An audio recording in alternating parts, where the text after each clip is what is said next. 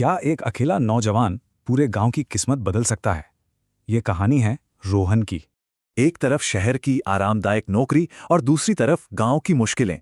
रोहन के सामने यही सवाल था। उसने चुना मुश्किल रास्ता।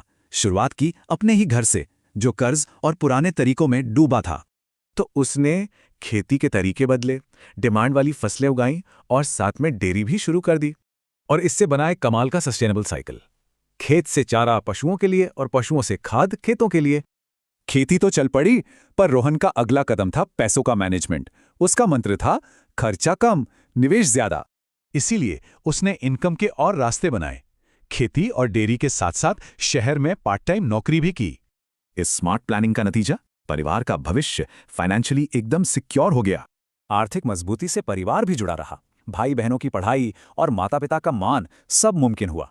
जब घर संभल गया तो रोहन ने अपने समाज के बारे में सोचना शुरू किया।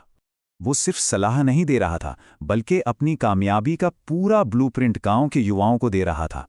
नतीजा, युवा अब मजदूरी नहीं बल्कि खुद के छोटे छोटे बिजनेस शुरू कर रहे थे। पर तरक्की सिर्फ बिजनेस तक सीमित नहीं थी। रोहन ने गांव की सफाई और गरीब बच्चों की पढ़ाई को भी अपनी जिम्मेदारी समझा। तो रोहन की इस पूरी कहानी से हमें क्या सीखने को मिलता है? 3 बहुत जरूरी बातें। पहला सबक, अपने काम में इनोवेशन लाएं, मतलब सिर्फ मेहनत नहीं, स्मार्ट वर्क करें।